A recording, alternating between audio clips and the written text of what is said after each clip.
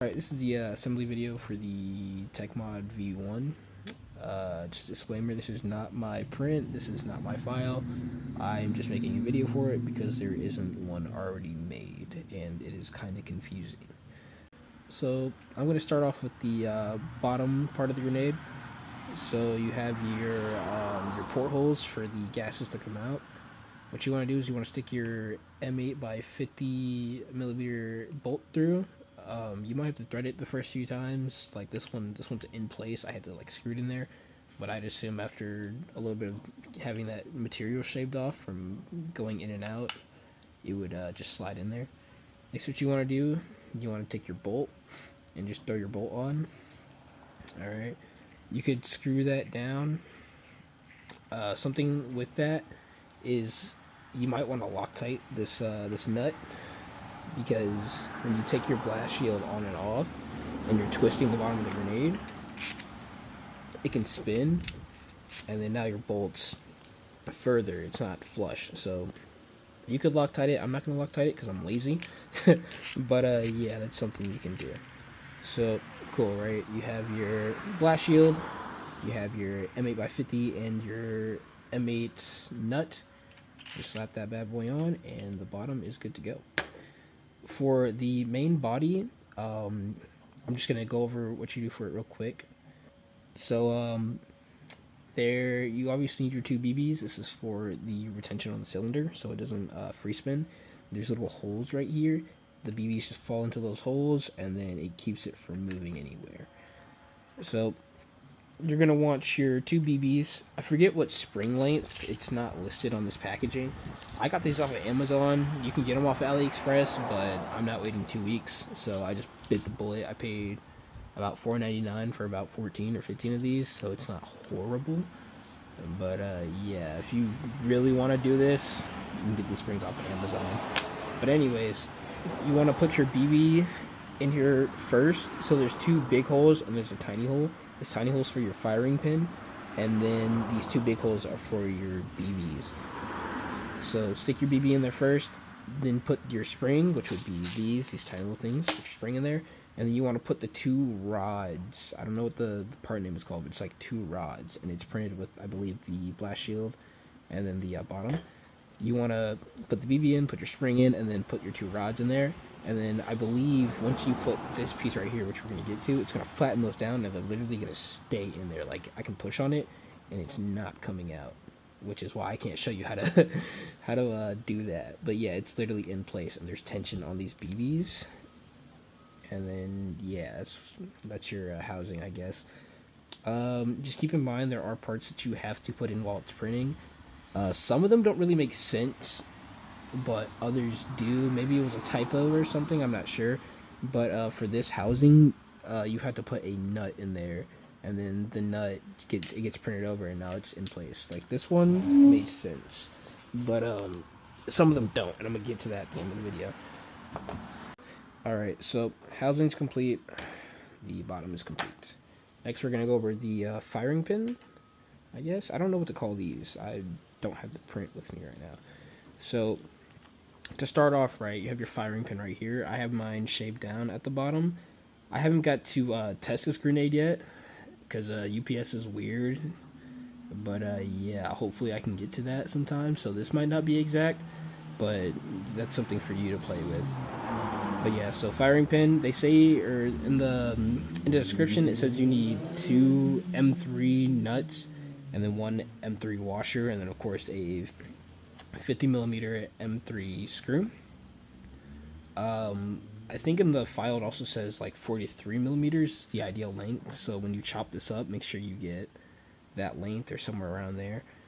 But yeah, you just put your screw in there, you put your washer and then your nut, and there's a nut that goes on top, and you tighten the two. I'm assuming so the firing pin can't move. Alright, after that, you get your M8 washers. I believe this is the M8 by 25. Yeah, this one's the M8 by 25.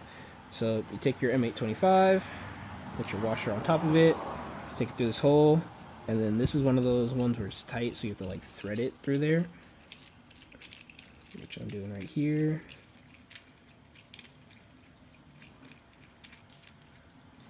and bam, that is basically your firing pin assembly. So you got your M8, you got your washer, and then you have your firing pin right there. So that is done.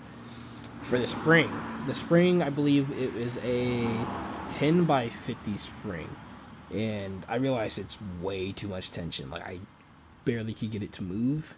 Maybe with primers in there or whatever, maybe it moves more, and it's just something that I can't see because I haven't got to test it. But cutting my spring in half has given me a lot more play with that counterweight than the full spring.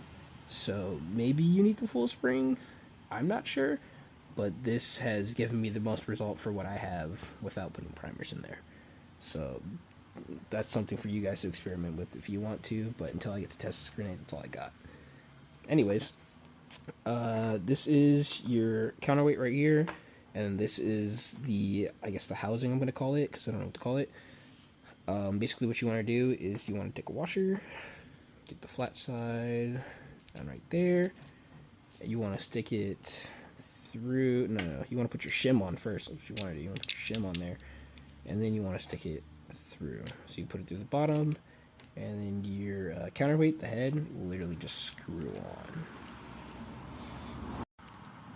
Alright, so get that screwed on.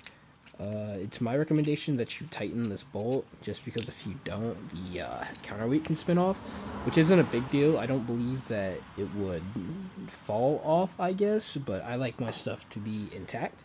So I'm literally just going to take some, just a little tool here, give it a little tighten, not too much, I don't want to break anything, but just enough to where I can't get it off my hands. So yeah. So we got the bottom assembled, we have the housing assembled, we have the firing pin assembled, and we have the head together. The counterweight. Well, I guess it's called the head, whatever. So getting this thing put together, right? I have the 2 cylinders. This one I believe is the 6mm Flowbert one, and then Mayday Alaska made a .209 primer one. Personally, I like the primers more just because they're easier to get. But this is the original one, so I'll be doing this one. So to start this off, what you want to do is you want to put your revolver through the cylinder, make sure it lines up, and just push it through. Alright, so once it's on there, it should be free spinning, and that should be good to go. Next, we're going to do the body housing. So your firing pin is going to go through this little hole on the left, and basically you're just going to line it up with it, along with the spring, and you're going to stick it in there. Bam. So now it's in place. Spring tension. You can see the firing pin come out the top. And yeah, you want it to be like that. Next, what you want to do, you want to take the head. It's not hard to do. Sometimes it screws in like sideways. Like it's kind of hard. I don't know. I haven't had problems with it breaking because I've screwed it in wrong, but that's just because I haven't kept going. So make sure it's aligned right and it's centered before you put it on there. Otherwise, you might break something like that. Like it's off to the side. It's weird.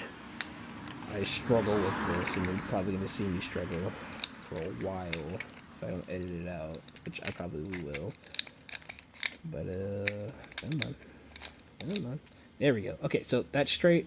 Once it's straight, just give it a little turn. Make sure it's snug, and you're good to go, right? So you got your counterweight in there. You got your play. That's assembled. I'll take the bottom of the top, line up with the hole in the bottom, and screw it in there. And then just make sure it's straight. Like, don't cross thread your stuff. Don't rip anything out because it's not on there right. And then just tighten it. Alright, if you tighten it, this is the grenade, right? So you can turn it. You'll feel the tension of the 2 BBs and the springs. Just make sure it's enough to where you can turn it, but not enough. Make sure it's enough where you can turn it, but not loose enough to where it won't retain. After that, the grenade should be good to go. Like I said, I don't have the blanks yet, so there might be tweaks that you might have to make.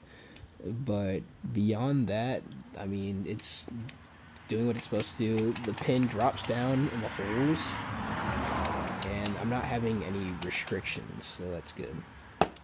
So, notes. Alright, so when you're actually making this thing, there are certain parts where it tells you to insert stuff into it while you're printing, and it just doesn't really make sense to me why you would do that. So, the Let me see if I can get this part out. Oh yeah, it's right here. So for this print, you have it face down like that, and it tells you to put the washer in while it's printing. I did that, and then I picked up the print, and the washer just came, straight out.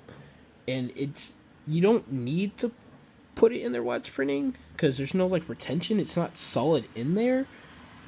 So, I don't know why he did that, but, I mean, power to him, man. This grenade, in theory, is pretty cool, so I'm not going to question it. So, just with this piece, I did supports. Maybe it's supposed to save up on weight or something. I have no idea. But I don't know. If you're not worried about that, I wouldn't do it. Just put a support on there, put it face down, and then just dig that support out. Put your washer in, you're good to go. Obviously the middle housing needs that nut in there. There's no way around that, which is no complaints. It works. It's in there. It's good to go. I would watch the print. I printed mine on my the bamboo, and it messed up for a little bit, but I just paused it, took off the filament that didn't lay down right, and then it laid everything around it and just went over it, which perfectly fine. I could care less. For this piece, for your counterweight, it says, I believe it's 4 washers in there. I might be wrong, but for these washers, I could only fit 3 in there without it protruding. And basically, when it protrudes, it tries to print on top of the washer, but since it's not the plastic, it's a slicker surface, it just glides on there, and then it could cause your print to mess up. So what I did was I took 3 washers, I took the flat sides, I put them together, and I put, it in the base, and then I took the flat side of the washer and then put it on top, so the rounded part, the little curved part, would be on the top. And that way, it wouldn't protrude over the print, I guess you could say, and then it wouldn't mess up the print. So, I mean, are there supposed to be 4 washers in here? According to the schematic, yes. Does it affect the weight? I don't know, because I don't have my my primers, but it's worked for me. And yeah, it's pretty heavy. I've done slow-mo videos of me smacking it against my hand, and it does seem to move like that. So maybe it just works. Maybe it works with the 4. I don't know. I'd assume if both of the sides of the washers were flat, it would work, but I have the rounded ones, so maybe you need the flat ones. I'm not 100% sure, but yeah. Just things to think about. Other than that, the grenade, I made mine out of ABS. It's really sturdy. I've dropped it on the concrete. I've threw it around.